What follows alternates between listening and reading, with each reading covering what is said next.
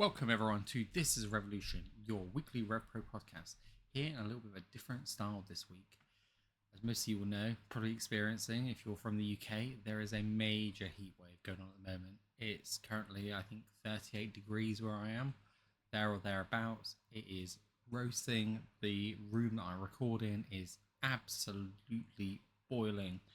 I am seeing all kinds of things happening on screen when I'm trying to record, saying that it's overloaded and seeing freezing on screen, and that is with big fans blowing. Lovely, great high speed laptop. So the heat is definitely getting to us. So, what we are doing this week is something a little bit different. We're coming to you with a shorter episode, so please do bear with any of the gremlins that you might see pop up here and there. We're doing the best we can to try and bring a product to you this week, and hopefully when everything cools down a little bit next week, we should have something a bit more substantial for you. So what you're going to see myself and Dave both take you through what we would do if we were handed the book at the British J Cup. And that is going to be, what would the 4 opening round matches be? What would the final look like? Who would be our winner? And what would the tournament matches? What would the non-tournament matches in between be? So let's go for it. Kicking off the J Cup, I'm looking at the field, and I believe only 7 of the 8 competitors have been announced as it currently stands. So we're going to go on that basis. Opening round match. I'm going to butcher the name here. Jackie Kamai. I don't know much, but the people that I know seem to be loving this one. So, on that basis alone, I would have Jackie win an opening round match against Will Caven. Will Caven is a good wrestler. He is someone who can go in here, have a really good match with Jackie, and come out of it pretty much Teflon. He's not going to lose anything by losing an opening round match to a known talent, and also it suits him quite nicely as a bit of a shithouse heel. Second match, Joe Lando, fresh off of that fantastic match at 1865 against Mark Davis. If you haven't watched it, please do go and watch it on RevProDemand.com. It was fantastic. A great visual right at the beginning where you see Mark Davis and you realise, again, it sounds silly, but when you actually see him in person opposite another wrestler, seeing how big and imposing he is standing over Joe Lando. Fantastic match, well worth a watch. But Joe Lando in an opening match against Marcus Mathers. So a name here people know, and I think Joe's been starting to get bookings more and more and more in America. He's obviously being seen worldwide. People are really gravitating towards Joe Lando. I was speaking to someone today who had started getting into the British Indies, and they said that their way in was for a Joe Lando match, which is great. So he's bringing eyes as well. So giving him someone like Marcus, who again is a name that might draw eyes from America into what RevPro are doing, up against someone as so skilled as Lando would be great. And I would have Lando win this as well. Next one, I'm going to throw in a bit of a wild card here. Many would be expecting this confrontation to happen in the final. I would actually go with it in the first round match because I think it means more. Leon Cage versus Nino Bryant. It really did feel like before Leon got injured that this was going to be his crowning moment, the J Cup last time. And he obviously was injured and Nino was the eventual winner. So we've obviously seen what's happened, what Nino's done since then. His title run was fantastic. He's achieved so much in his last year. And the Fight for the Future match these guys have had, again, I believe it was about 18 months ago, was fantastic. And where they both are and how they've both improved even since then, I think another match between these two guys would just be absolutely phenomenal. They are guys that you can put them together in matches, again, really sparingly as well. We don't see it overdone.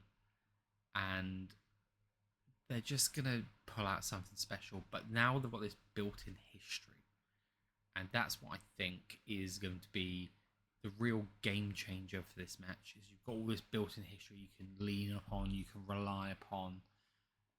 But this is an opening round match because this has massive stakes attached to it. We saw how Southampton ended with these guys kind of not on the same page. Adds a bit of intrigue. That's what I would go with. And then the final opening round match, I would have Robbie X defeat whoever the final competitor is, because you can't have a last four without Robbie X in there. First time in Rev Pro this year, which is a crazy stat for Robbie, considering how much he was in Rev Pro all the time. And he's been traveling the world. He's been out in New Japan. He's been doing some CMLL as well, I believe. So, yeah, I would give him that opening round win, get him into the finals. Well deserved. Now we're going to talk about the remaining three matches. And what I love about the J Cup is that you've got this focus on the tournament, so you can really have some fun with the remaining matches. And with that in mind, I've been thinking about, we've got a bit of a family kind of crowd here, haven't we?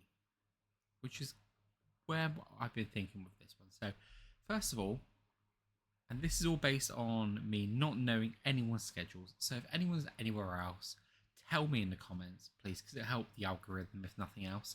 But this is me not knowing where everyone's going to be. So if things can happen, great. If they can't happen, fine. The Slater Dojo, Leon and Liam, defending the Great British Undisputed Tag Team Championships against the Freshners. Because why not? We've seen the Freshners in Rev Pro a couple of times now. They're great, but they're also big characters, and I think they would really grab a live audience. They can go in the ring. They're fun in the ring. You've got people like Leon Slater, who's an absolute prodigy, who's only getting better. You've got Liam Slater, who's fantastic at what he does, who, despite being an amazing technical wrestler, is a great character wrestler as well. So I would like to see that. Next up, Alice Inc. going against Alexis Falcon for the Undisputed British Women's Championship. We saw Alice get the pin over Alexis at the last London show. So that means a title shot is needed, right? Let's go with this. Let's give that match to Alice on a stage like this, where ahead of the Women's Grand Prix, you've got a bit more of a focus on this tournament here with J Cup. Give her that big moment. Get some eyes, more eyes on her, because she was fantastic. And again, when we're talking about these family-friendly crowds, I think that having someone like Alice, who's got a very distinctive look, again, very feels like a character, even if she's more of a look kind of character, but she feels like a bit of a superhero. So I would put her in there. And finally, can you do this without having the Great British Undisputed Champion in Michael Oku? Oku has been on a bit of a tear recently, tearing people down actually, in terms of his friends and relationships. Could we have something as simple as Michael Oku versus Isaac Murray? It's not really something you see as a contender on one of these big shows getting a featured match, but given Michael seemingly wanting to make sure he's on a good page and a good path with people, having him against Isaac and maybe giving him the title shot as his way of making it up to him could be a route that we go down. That's something to think about. We also saw Kelly Six and Josh James get involved at the end of the Southampton show. We've also saw the top tier lads get involved as well. So there's people that have been on the periphery who maybe through nefarious actions could get put in one of those spots as well. So some intrigue there, but those are the matches I would run. And then we'll talk about the main event itself. So we've got Robbie X, we've got Leon Cage, we've got Jackie, and we have Joe Lando. So you've got some interesting stories here. You've got Jackie as an outsider who has a lot of, like I said, a lot of goodwill and fan expectation around him. I'm really excited to see him actually. And when you're thinking about what the winner gets here is a shot at the Cruiserweight title at the anniversary show at Wembley, you could see a route where we get a foreign-based winner because it's an extra name value. So we could go that route. Robbie X himself is, again, he goes out not just a British guy now, but a name value because he's in New Japan, featured a lot. And Dave said it himself in the podcast many times. He found Rev Pro through New Japan. Could there be others who do the same thing? Joe Lando. I mean, in France, he's going to be against Bandido. We're seeing that he's getting matches in America. He's just had the match against the AW National Champion. There's another shout. But my winner is Leon Cage. Leon has been doing an incredible job, a fantastic job, since he's come back from injury. I mean, that injury he suffered was heartbreaking, but he has just shown the perseverance and the effort he's gone through to get back to where he is, and he's not missed a step since he's been back either. I would have him win and really sort of rank up that level where he's at. He's a name that's been linked heavily with WWE as well. We know that there's been tryouts. We could be here for a good time and not a long time with Leon as Cruiserweight Champion if he were to win this and go on and win. But I think the lad has deserved his shot. He's earned his shot. So that's who I would crown. I would crown Leon Cage. I'm not sure who I'd have him pin finally, though. Maybe Robbie X. Maybe have Robbie get that close to it. I think that would be a great antagonistic end to the J-Cup. So that's how I would go with this. Over to you, Dave. What do you think?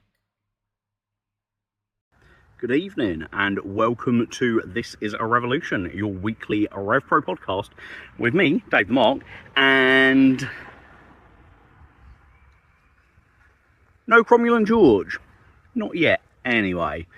George and I decided this week it is too hot to sit in the recording studio of This Is a Revolution and record our podcast, aka two stuffy rooms with computers on and no fan blowing without it messing up the sound.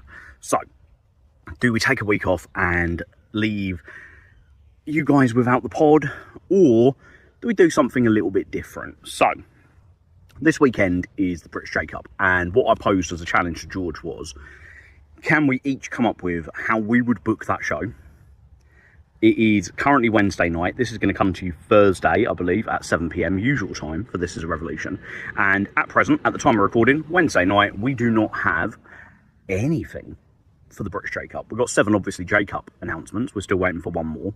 But we don't have anybody else on the card. And we don't have semi-final matches. We don't know who is facing who. So it's a pretty blank piece of paper right now. And what I have suggested to George is that we both put together what we think the card should be, how those tournament matches should go, how that gets us to a final, and what should happen in that final. So effectively, what if Dave and George had the book for the British J-Cup? What would those two shows look like? Whose show looks better? A little bit of competition for you. And then we can all go to the Gordon Craig Theatre on Saturday. We can watch Revolution Pro Wrestling's British J-Cup 2026. And we can decide, did Andy Quilden book it best? Or did This Is a Revolution book it best? So, if that sounds like it's up your street, tune in, stay with us. If not, we will be back next week for our normal pod, providing this bloody heat wave comes to an end. I can tell you now, teaching in a 32 degrees classroom before the sweaty 16-year-olds come in is not fun. hopefully the weather breaks. So, my J Cup. What should we do? So for me, I kind of thought of this as like, what are my objectives for the J Cup? Obviously, we need a J Cup winner to challenge Leighton Buzzard, who I believe should be the undisputed British Cruiserweight champion still by the time we get to Wembley on August 29th. We want to tell some stories within the J Cup itself and set up some things for coming weeks from it. We need to have some non-tournament matches, and traditionally it's a 7 or 8 match card. I think more recently it's been 8 matches. So we need to think about what those matches are going to be, and we need to get the balance right, because for me the J Cup is all about the J Cup. The J Cup final has to be match of the night. It isn't always. And the J Cup needs to take centre stage. Nothing can outshine it. That's a big thing that I'm a believer of. So, first half's going to be all 4 J Cup matches. We know that. Second half is going to have 2 or 3 non-J Cup matches before we get to the J Cup final. So what am I putting together? Well, I am opening my show with Joe Lando versus Jackie Kamai. Jackie Kamai coming into RevPro for the first time, big reputation, someone that the company will be looking at to impress and hopefully be somebody that can come back in the future, like we've seen the likes of Saiki Yoshioka and people like that. Joe Lando needs to win and go through to the final, because I think that's the better story, and we open with a banger. We follow that up with Will Caven versus Leon Cage.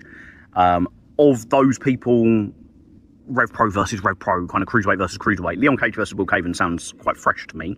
I like the styles clash between Caven's physicality and Leon's speed. Caven, when he wrestles, technically is incredible.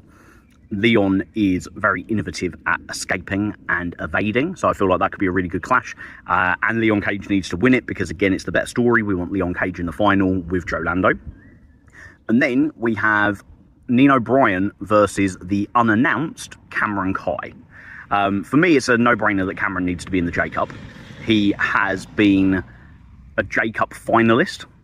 He has been a favourite to win it in previous years, so it makes like complete sense for him to be involved this year, even though he has been a little quiet of late. Nino versus Cameron is a match we've seen before, but it's certainly not a match that I feel has been oversaturated.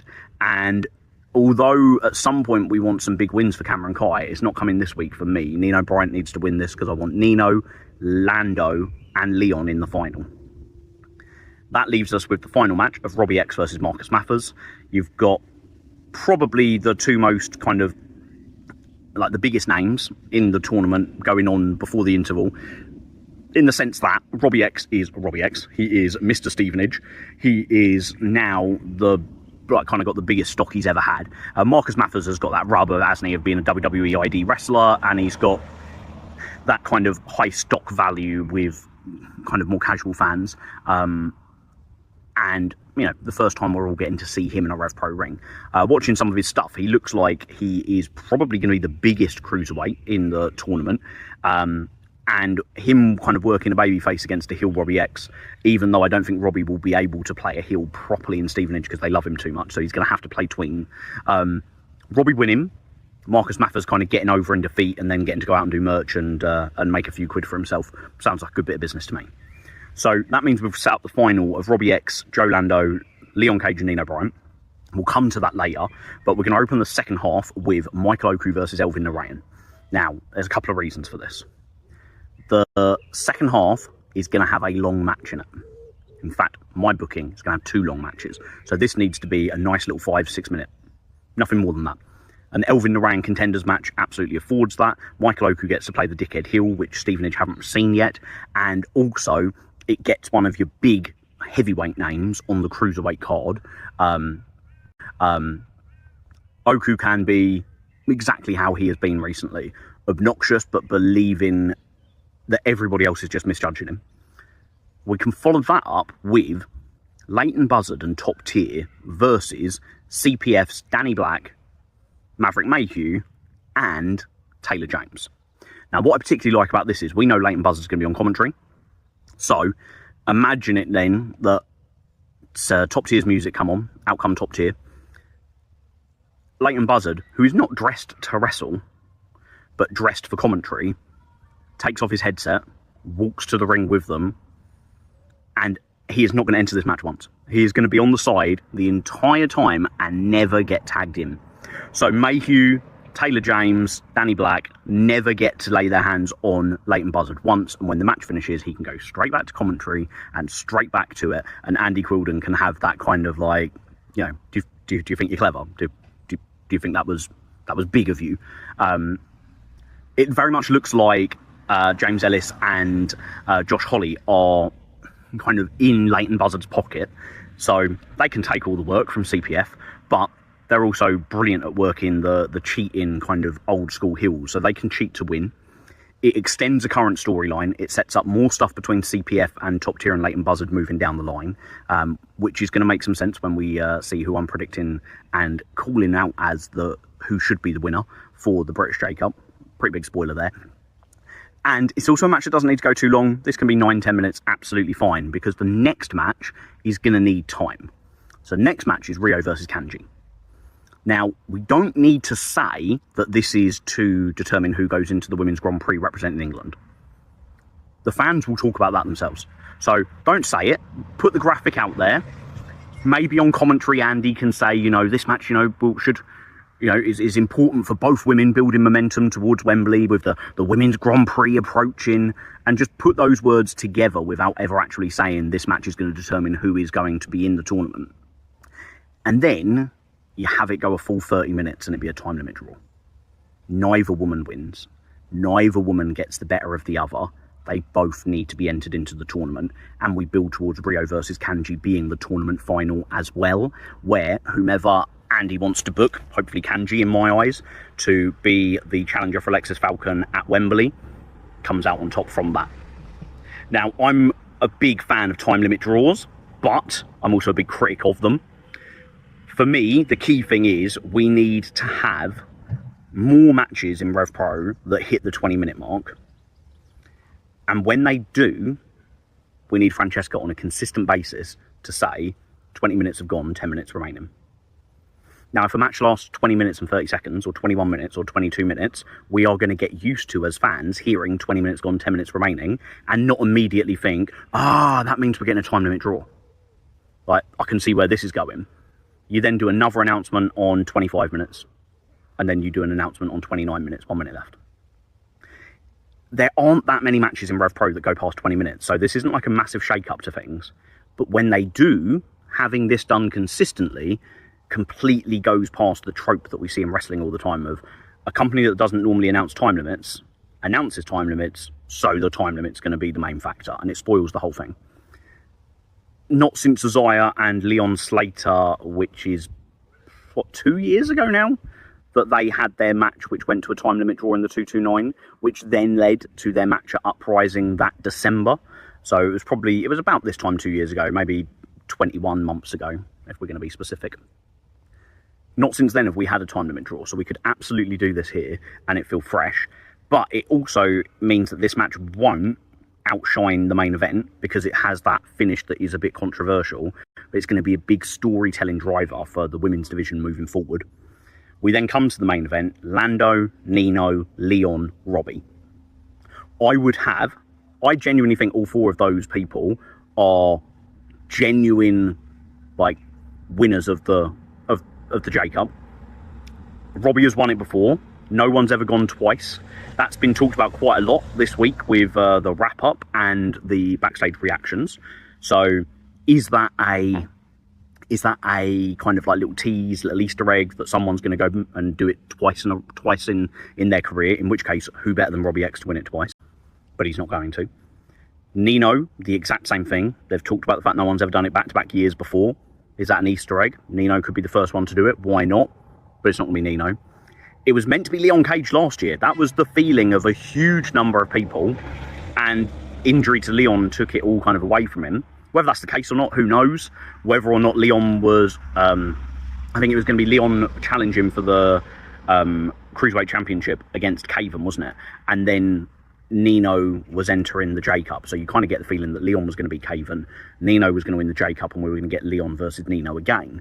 Now, that's a huge amount of kind of big spots for Leon, which didn't come his way. So is this his year? I would have said yes, but for me, it simply comes down to, I think there is more interesting stuff to be done with Joe Lando challenging Leighton Buzzard than there is Leon challenging Leighton Buzzard. And for that reason, I'd go with Lando, and I would continue the Leon Nino stuff and to build to a Leon versus Nino match at Wembley, or have them in, if spots on the card is tight, have them in a multi-person match which brings them together again. So, in terms of order of elimination, I would have Nino defeat Leon to eliminate him first. So we now have Leon's pinned Nino, Nino's pinned Leon. It kind of makes their rivalry a little bit more even. Leon's got the advantage at the moment. I would then have Nino eliminated by Robbie, and I would leave it to Robbie versus Lando, and I'd have Lando eliminate Robbie. Nino's beaten Robbie before, so Robbie gets his pin back over Nino. And Lando versus Robbie is probably the one that has the most jeopardy, providing I get to keep my Nino Bryant pinning Leon Cage. Lando winning, I think, is really big. This is normally the person who wins the J Cup wins the Cruiserweight Championship, and it's their first time winning the championship. This subverts that because Lando's already won the championship and lost it. This gets him back to challenging for Leighton Buzzard and his belt once again at Wembley. Whether you have Leighton Buzzard retain or Lando win for a second time, I don't think really matters. I think either storyline is really good, but Lando versus Buzzard, for me, is the match I'd like to see at Wembley. And I think that there's so much to be done between CPF, top tier, Leighton Buzzard, between now and Wembley, that's the best way to go. So if it were me, that's what I would book. I think you've got a Rio Verne Kanji match, which could be an absolute barn burner, but it can't steal the show.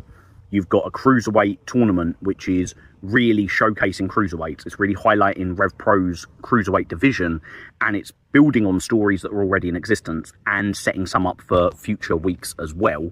And then finally, we've got a couple of other matches which are not going to outshine anything else, but they're going to continue storylines and give Stevenage a taste of some things they've not seen as of late. That's what I do. I'm Dave the Mark. That's my British J-Cup. And then people in the comments, people in the DMs, you can let us know which one's better. And then over to you, Andy Quilden. Saturday night, can you book it better than we've booked it? There you have it. Two men that are clearly on the same page with how we planned doing our transitions from one to the other. Tell us in the comments, what did you like? What didn't you like? What would you do? Until next time, we're out of here.